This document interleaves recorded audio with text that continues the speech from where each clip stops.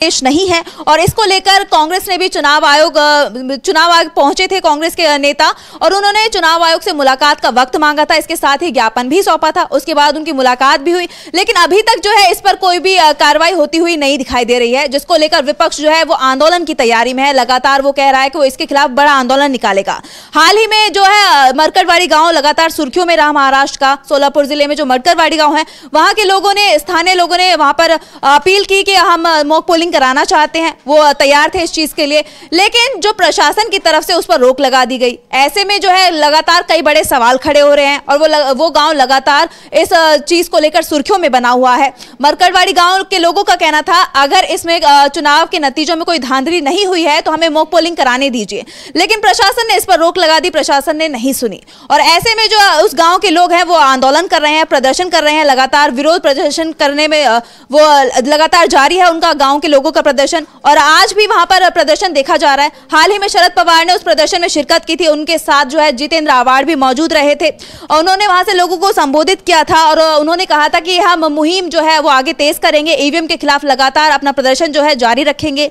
इस बीच अब ये देखा जा रहा है कि महाराष्ट्र में एक और जगह पर जो है शिवसेना यूबीटी के नेताओं की तरफ से एक जुलूस निकाला गया, ईवीएम के खिलाफ एक रैली निकाली गई, और उसमें मशाल भी देखी गई। और इसके दौरान जो ये जुलूस निकाला गया, इस दौरान कई नेताओं ने, शिवसेना युवती नेताओं ने कई नारे भी लगाए। उन्होंने कहा कि ईवीएम हटाओ, देश बचाओ के नारे दिए लोगों ने। और इसके पास, इसको लेकर आपके पास क्या कुछ जानकारी, जिस तरीके से ये आंदोलन देखा जा रहा है यश, ये कहीं ना कहीं बहुत बड़ा आंदोलन है। विपक्ष की तरफ से इस तरीके के पहले भी कई बार आंदोलन किए जा चुके हैं, लेकिन जो है मुकाम तक नहीं पहुंच पाया विपक्ष अपने, कहा जाए तो। और ऐसे में एक बार फिर जो है विपक्ष आंदोलन की तैयारी में आंदोलन कर भी रहा है, तो इस पर आप क्या कुछ कहेंगे कि क्या ये आंदोलन और ज्यादा तेज हो सकता है? जी शुक्रिया आंचल, जैसा आपने कहा कि विपक्ष लगातार ईवीएम के खिलाफ मुहिम छेड़ा हुआ है, चाहे वो केंद्रीय स्तर पे बात करें या राज्य के स्तर पे बात करें, विपक्ष लगातार ईवीएम के खिलाफ आवाज उठा रहा है। लेकिन एक बात आपने ये भी कही, और एक चिंता ये भी है कि विपक्ष जो लगातार ईवीएम के खिलाफ आवाज उठा रहा है, ये आवाज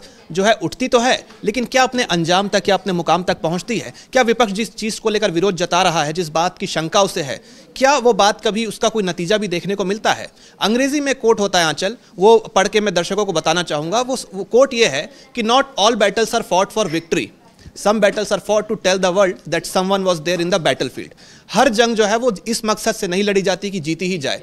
कई जंग जो है इसलिए लड़ी जाती है कि दुनिया को ये पता चल सके कि जब अन्याय हो रहा था तो कोई था जो मैदान संभाले हुआ थे, जो मैदान में डटा हुआ था, लोगों की आवाज़ बनकर। मरकरवाड़ी गांव जो है अब आंचल सोलापुर का कोई एक छोटा सा गुमनाम गांव नहीं रह गया है। मरकरवाड़ी अब पूरे देश में जाना जा रहा है, और वहां से जो मुहिम छेड़ी है वहां के लोगों ने, ये बहुत ही सराहनीय पहल है। उन्होंने चुनाव आयोग से कोई सहायता तो नहीं मांगी, उन्होंने अपने स्तर पर एक मॉक पोलिंग करवानी चाहिए, और बस यही देखना चाहा कि ईवीएम के जो नतीजे हैं, जिस पर उन्हें शक था, क्योंकि जो ग्रामीण थे उन्होंने ग्राउंड लेवल पर जाकर जो सच्चाई देखी थी, वैसे नतीजे नहीं आए थे ईवीएम के, तो उन्होंने बस यही कहा कि हमें एक मॉक पोलिंग करा देने दीजिए। अगर वो मॉक पोलिंग ईवीएम के नतीजों से मेल करती है तो हम ईवीएम के नतीजों को स्वीकार कर लेंगे, लेकिन अगर उसके नतीजे अलग आते हैं तो फिर जो हमें शक है कि हमारा जो शिवसेना, माफ़ कीजिएगा, एनसीपी एसपी का जो प्रत्याशी है, उसे जीत मिलनी थी, उसे जीत नहीं मिली है, तो इसको लेकर फिर हम जो है विरोध की जो आग है वो तेज़ हो जाएगी। लेकिन चुनाव आयोग ने इस मॉक पोलिंग को होने नहीं दिया। अब एक बात बताइए कि मॉक पोलिंग अगर हो जाती और नतीजे वही आते जो ग्रामीण मांग कर रहे थे, यानी एनसीपी एसपी का अगर प्रत्याशी जीत जाता, तो क्या जो चुनाव नतीजे हैं जो इलेक्शन कमीशन की वेबसाइट पर आए, क्या वो नतीजे बदल जाते? बिल्कुल नहीं बदलते। लेकिन इसके बावजूद अगर चुनाव आयोग इसमें अड़ंगा डाल रहा है तो फिर इसमें जो शक की गुंजाइश है वो बढ़ती हुई दिखती है आंचल। तो इसलिए इसमें प्रश्न ये नहीं उठना चाहिए कि मुहिम कहाँ तक जाएगी या ये सफल होगी कि नहीं। बात यह है कि अगर शक है तो उस पर आपको आवाज़ उठानी चाहिए। अगर आपको कहीं भी लग रहा है कि कहीं कोई गड़बड़ी हुई है तो उस पर विपक्ष को चुप्पी साध कर बैठना कहीं भी गवारा नहीं होना चाहिए। इसको लेकर जो है हाल ही में इंडिया गठबंधन जो है उसने चुनाव आयोग से समय भी मांगा था, ज्ञापन सौंपा था, और 3 दिसंबर को इंडिया गठबंधन के डेलीगेशन ने चुनाव आयोग जाकर इलेक्शन कमीशन के जो अधिकारी हैं उनके साथ बैठक की थी, चर्चा की थी। अब उसका क्या नतीजा निकलता है, इलेक्शन कमीशन की ओर से क्या बयान जारी होता है, ये अभी तक तो साफ नहीं हुआ है। लेकिन जब वो बाहर आया इंडिया का डेलीगेशन, तो उनके चेहरे पर मुस्कान थी, एक पॉजिटिव अप्रोच था उनका। तो इसको देखकर ऐसा लग रहा है कि इंडिया की बात में कहीं ना कहीं कोई तो कोई दम है। लेकिन इलेक्शन कमीशन इस पर क्या कार्रवाई करता है या नहीं करता है, ये तो देखने वाली बात होगी। जी बिल्कुल, इस वक्त जो है एक शिवसेना यूबीटी नेता है, उनकी तरफ से भी एक जुलूस निकाला जा रहा है, उसके बारे में आपके पास क्या कुछ जानकारी है? देखिए, महाविकास अघाड़ी जो है, अब मरकरवाड़ी से ये जो आग है, देखिए कितने लोगों को ये इससे एक तरह से मोटिवेशन मिल रहा है कि अब एक और गांव मरकरवाड़ी की तरह और पैदा हो गया है। छत्रपति शिवाजी नगर जो है, वहाँ पर जो ग्रामीण है, वहाँ के जो स्थानीय लोग हैं, खासतौर से जो एमवीए है, उनकी अगुवाई में एक मशाल जुलूस निकाला गया आंचल, और उस मशाल जुलूस में ईवीएम की सांकेतिक शव यात्रा निकाली गई। यानी सीधे तौर पर विरोध ये जताया जा रहा है कि ईवीएम जो है वो एक तरह से मृत अवस्था में चला गया, सुषुप्त अवस्था में चला गया है, और अब वो किसी काम का नहीं रहा, क्योंकि अगर वो काम करता तो नतीजे वो आते जिसकी जनता अपेक्षा कर रही थी। क्योंकि जैसा कि कल आदित्य ठाकरे ने भी यही बात कही आंचल, कि सदन के अंदर तो जितने महायुति के विधायक हैं वो तो खुश दिख रहे हैं, प्रसन्न दिख रहे हैं, वहाँ अंदर सदन के अंदर सेलिब्रेशन चल रहा है, लेकिन जनता के मन में कोई सेलिब्रेशन नहीं है। जनता उत्साह में नहीं है, और ना ही विपक्ष के जो नेता हैं वो उत्साह में है, क्योंकि वो जानते हैं कि नतीजे वो नहीं आए हैं जो जनादेश, जिनको जनादेश कहा जा सके। जनादेश नहीं, ये ईवीएम के नतीजे हैं, और हेर फेर करके नतीजे लाए गए हैं। और यही जो आग है आंचल, ये हरियाणा में भी हुआ था, उसी की लपट महाराष्ट्र में भी देखने को मिल रही है। और ईवीएम की ये जो मुहिम है, जैसा कि इंडिया गठबंधन लगातार कह रहा है कि इसको लेकर हम देशव्यापी मुहिम छेड़ेंगे, तो हरियाणा में भी अब इसमें कोई गुंजाइश नहीं है कि वहाँ पे भी इस तरह के मरकरवाड़ी गांव पैदा होते हुए दिख सकते हैं। और अरविंद केजरीवाल जो हैं, क्योंकि अब अगला जो चुनाव होना है आंचल, वो अब यहाँ दिल्ली में होना है, और जो दिल्ली में बीजेपी हो पिछले 2.5 दशक से सूखा झेल रही है, वहाँ इसकी सरकार नहीं बन पाई है, तो बीजेपी हो सकता है कि यहाँ पे भी कोई ना कोई खेल करने की कोशिश करे, जिसकी आशंका अरविंद केजरीवाल पहले ही जता चुके हैं। और उन्होंने एक प्रेस कॉन्फ्रेंस करके खुलासा किया था कि शाहदरा में 11,018 लोगों के नाम की जो लिस्ट है, उसमें से बहुत सारे लोगों को मृत बता दिया गया है या शिफ्टेड बताकर उनके नाम को काटने का काम किया गया है। अरविंद केजरीवाल ने सिर्फ 11,018 लोगों में से 500 लोगों के नाम उठाए थे सैंपल के लिए, ये देखने के लिए कि इन आंकड़ों में कितनी सच्चाई है। तो उन 500 सैंपल में से 376 लोग जिनको विस्थापित बताया जा रहा था, जिनको शिफ्टेड बताया जा रहा था या मृत बताया जा रहा था, वो वैसे थे ही नहीं। वो उसी जगह पर रह रहे थे, जीवित थे, उनके पास वोटर आईडी था, वो एक वैलिड वोटर के तौर पर रह रहे थे। और अरविंद केजरीवाल का ये आरोप भी था कि अब बीजेपी के पास कोई काट नहीं है जीतने की दिल्ली में, तो इसलिए वो ये काम कर रहे हैं कि जो आम आदमी पार्टी के कोर वोटर्स हैं, जहां उनका वोट बंधा हुआ है, जो लगातार आम आदमी पार्टी को वोट करते आ रहे हैं पिछले 2 कार्यकाल से, वो कहीं ना कहीं उनका नाम वोटर लिस्ट से कट जाए, और बीजेपी जो है वो अपने मकसद में सफल हो जाए, और जितने वोट्स आम आदमी पार्टी को कायदे से पढ़ने हैं वो ना पढ़ पाएं, और उनको वोटर आईडी बनाने के लिए जो वोटर्स हैं इधर उधर भागना पड़े। तो ईवीएम जो है ये सिर्फ किसी एक राज्य का मुद्दा बनकर अब नहीं रह गया आंचल, ये हरियाणा से शुरू होता है, ये महाराष्ट्र पहुंचा, महाराष्ट्र में इस पर लगातार जो है सियासत जारी है। और अब जो है दिल्ली चुनाव को लेकर भी जो है केजरीवाल ने कह दिया है कि ईवीएम को लेकर हमें शक है, और बीजेपी जो है कहीं ना कहीं उसे ये शंका, ये एक तरह से टोह मिल चुकी है कि विपक्ष लगातार हमें ईवीएम पर घेर रहा है। तो अब एक कदम बढ़कर उन्होंने ईवीएम में तो जो खेल करना था करके सरकार हथिया ली, चाहे हरियाणा की बात करें या महाराष्ट्र की।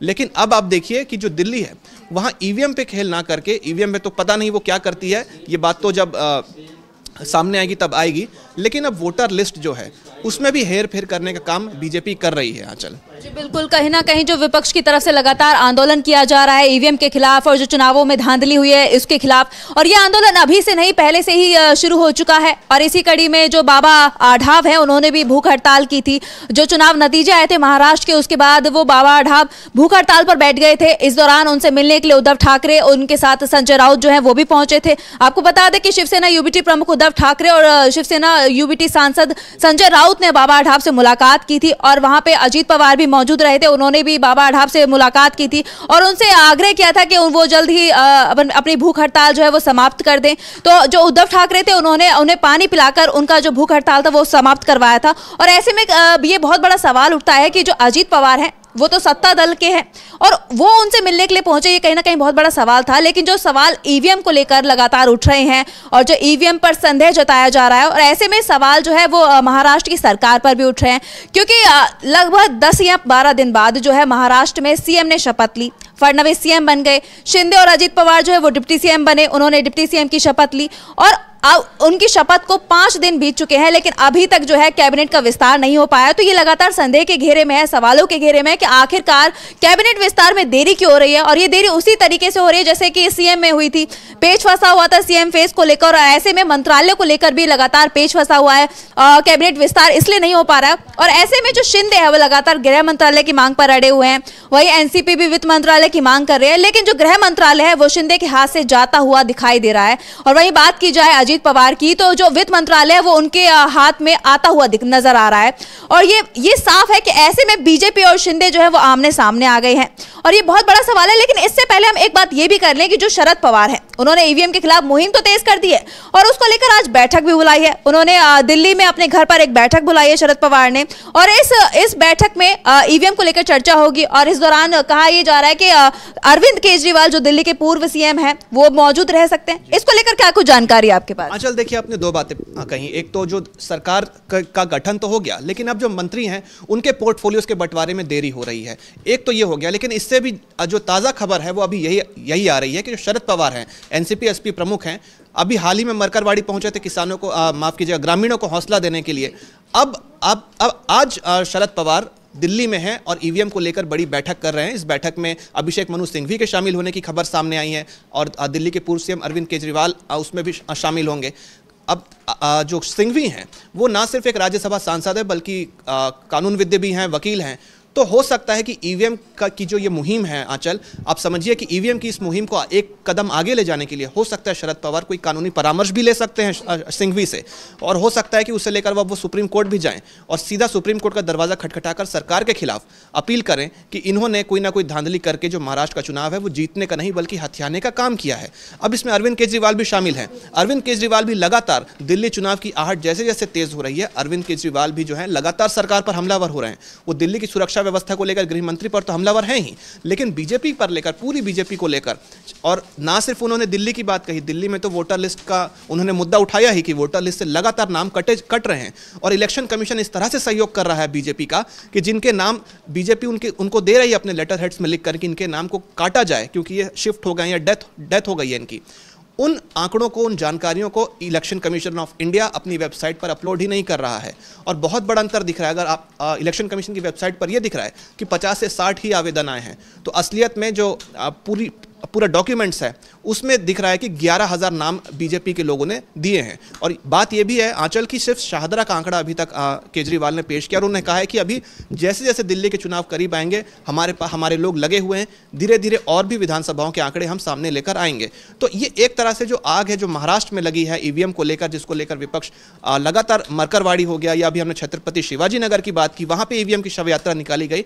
तो अब ये एक राजकीय मुद्दा ना बनकर एक राष्ट्रीय मुद्दा बन चुका है। इंडिया गठबंधन तो इसको लेकर ईवीएम के खिलाफ मुहिम छेड़ने की बात कर ही रहा है, लेकिन इस बैठक से क्या निकल कर आता है आंचल, ये बहुत देखने वाली बात होगी, क्योंकि सरकार भी जो है सदन को लगातार स्थगित कर करके इस मुद्दे पर चर्चा करने से बच रही है। वो कोई भी मुद्दा हो, चाहे किसानों का मुद्दा हो, संभल का मुद्दा हो, अडानी का मुद्दा हो, या अभी जिस पर हम बात कर रहे हैं ईवीएम का मुद्दा हो, इन सभी मुद्दों पर सरकार चर्चा करने से बच रही है। शीतकालीन सत्र बैठता है, लगातार हफ्ते भर तक सरकार उसको स्थगित करती है, चर्चा से बचती है, औपचारिक तौर पर 10 मिनट की एक कार्रवाई करके, नाम मात्र की कार्रवाई करके उसे स्थगित करा के पूरा हफ्ता ठंडे बस्ते में चला गया।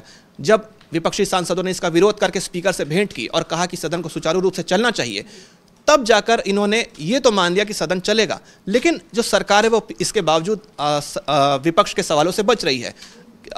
सदन के बाहर भी ईवीएम को लेकर जो है प्रदर्शन हो रहा है, और बाहर प्रदर्शन होने का कारण ये भी है आंचल कि सदन के अंदर इस बारे में आप बात नहीं कर रहे हैं, तो विपक्ष कहां प्रदर्शन करेगा।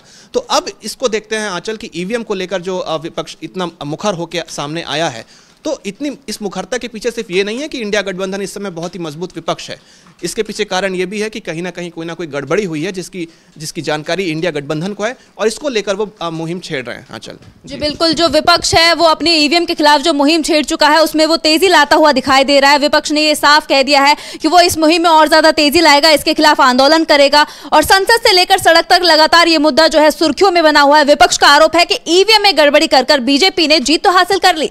ऐसे में जो राज्य में जो स्थिति है वो बेहद भ्रम वाली स्थिति बनी हुई है, और और ऐसे में लगातार कई सवाल खड़े हो रहे हैं और सवाल इसको लेकर भी खड़े हो रहे हैं कि आखिरकार कैबिनेट विस्तार कब होगा, क्योंकि जिस तरीके से सीएम ने काफी दिनों बाद शपथ ली, 12 दिन बाद महाराष्ट्र को उसका सीएम मिला, और ऐसे में सवाल यह भी है कि आखिरकार कैबिनेट विस्तार कब होगा, सरकार अपना आगे का काम कब करेगी और ऐसी स्थिति जो राज्य में बनी हुई है वो कब तक रहेगी।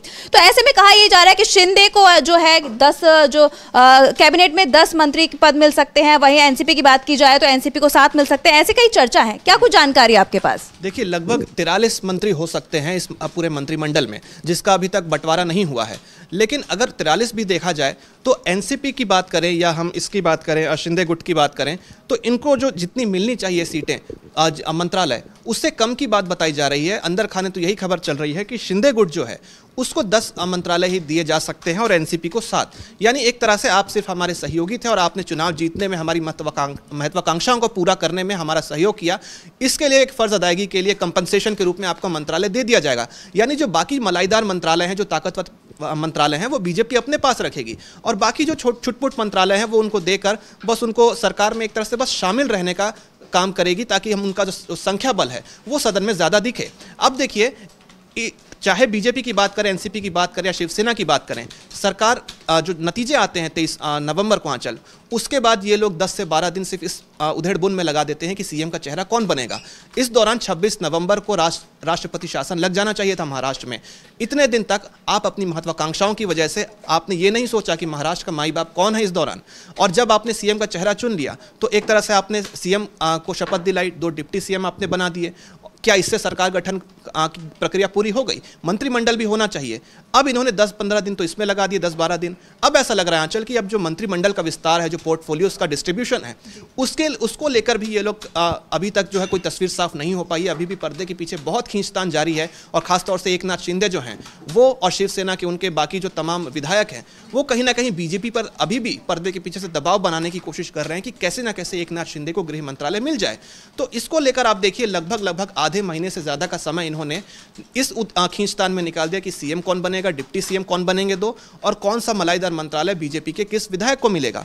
इसकी खींचतान में जो है महाराष्ट्र कैसे चल रहा है, कौन चलाएगा, राष्ट्रपति शासन लगना है, नहीं चलना है, जो विकास कार्य होने हैं, क्योंकि आपने वादों पे चुनाव लड़ा ना। अगर आप वादों पे चुनाव लड़ के जीत गए हैं तो उन वादों को पूरा कब करेंगे आप तो अपनी ही महत्वाकांक्षाओं की लड़ाई में लगे हुए हैं। तो ये एक बहुत बड़ा सवाल उठता है आंचल कि ये लोग अपनी ही खींचतान में लगे हुए हैं और एकनाथ शिंदे जो हैं वो कहीं ना कहीं गृह मंत्रालय चाह रहे हैं, लेकिन गृह मंत्रालय एकनाथ शिंदे को ना देने के पीछे सबसे बड़ी वजह यह सामने आती है कि जो धारावी है, जिसको एक तरह से BKC 2 बांद्रा कुर्ला सेकंड के कॉम्प्लेक्स के तौर पे, कमर्शियल कॉम्प्लेक्स के तौर पे डेवलप करना चाहती है बीजेपी, और जिसकी सीधी सुई जो है वो अडानी पे जाकर टिकती है। इसी को लेकर जो है सदन में भी विरोध प्रदर्शन लगातार देखा जा रहा है, चाहे वो हिंडनबर्ग का मुद्दा हो, घूस देने का मुद्दा हो, या ये धारावी का मुद्दा हो। तो अगर एकनाथ शिंदे के पास गृह मंत्रालय रहता है तो वो ताकतवर हो जाएंगे, लेकिन बीजेपी ने कहीं ना कहीं उन्हें सांकेतिक तौर पे ये बता दिया है कि आपका काम पूरा हो चुका है, हमने आपकी पार्टी को 2 फाड़ किया, आपको अपने पाले में लिया, आपकी मदद से हमने अपनी सरकार बना ली, हमारा काम पूरा हो गया, हमने आपका इस्तेमाल कर दिया, अब आप किनारे लग जाइए। तो इस तरह से अब जो एकनाथ शिंदे हैं वो भी फंसे हुए इस चीज़ को लेकर दिख रहे हैं, और बीजेपी गृह मंत्रालय को अपने पास रखकर ये करना चाहती है कि जो BKC 2 के तौर पे धारावी को डेवलप करना है, उसको लेकर जाहिर तौर पे जब वो डेवलपमेंट अपने प्रोसेस में आएगा तो जो वहाँ के स्थानीय लोग हैं वो विरोध करेंगे, जो वहाँ पे 30-30, 40-40 सालों से रह रहे हैं। आप भी गई थी ग्राउंड पे और ऐसे लोगों से आपने बात की थी, वहाँ के स्थानीय लोग जो पिछले दशकों से उनकी पीढ़ियाँ वहाँ पे रह रही हैं, उनके दादा पिता सब वहाँ पे रहे हैं और उन्होंने भी अपना बचपन वहीं गुजारा है। अब उन्हें वहाँ से विस्थापित करने की बात कही जा रही है। तो किसी का भी अगर घर उजाड़ा जाए तो वो चुप तो बैठेंगे नहीं, वो विरोध की आग उठेगी और वो लोग सड़क पे उतरेंगे, आंदोलन करेंगे। इस आवाज़ को दबाने के लिए, इस आंदोलन को दबाने के लिए, इस विरोध को दबाने के लिए बीजेपी चाहती है कि गृह मंत्रालय उसके पास रहे, क्योंकि गृह मंत्रालय उसके पास है तो जो सुरक्षा व्यवस्था है, जो पुलिसिया व्यवस्था है, वो उनके पास रहेगी।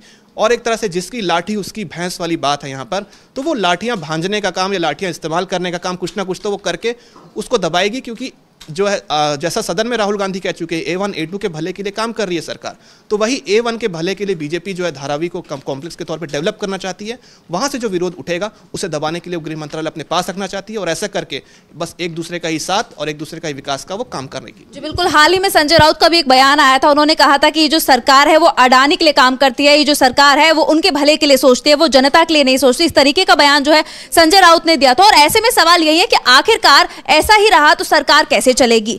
और जिस तरीके से शिंदे अपनी जिद पर अड़े हुए हैं और बीजेपी भी साफ कर चुकी है कि वो गृह मंत्रालय शिंदे को नहीं देगी, वो जो पावर है वो अपने हाथ में रखना चाहती है। बीजेपी ये साफ इशारा भी दे चुकी है कि वो ये गृह मंत्रालय किसी को नहीं देगी। और ऐसे में शिंदे जो है वो लगातार जो है दबाव में नजर आ रहा है। उनका जो अस्तित्व था इस चुनाव के बाद से वो खत्म होता हुआ दिखाई दे रहा है। और ऐसे में बहुत सवाल है कि आखिरकार जो इतने दिन बीत चुके हैं, 23 तारीख को नतीजे आए, 5 तारीख को लगभग 10 या 12 दिन बाद जो है सीएम पद की शपथ ली गई और फडणवीस सीएम बन गए। और फडणवीस को सीएम बने भी 5 दिन बीत चुके हैं, लेकिन अभी तक कैबिनेट का विस्तार नहीं हो पाया। तो ऐसे में कई बड़े सवाल खड़े होते हैं कि आखिरकार महाराष्ट्र का जो काम है, जो जनता की समस्याएं हैं, वो कब सुनी जाएंगी, महाराष्ट्र में काम कब होगा, ऐसे कई सवाल खड़े होते हैं। लेकिन फिलहाल के लिए बस इतना ही। आप हम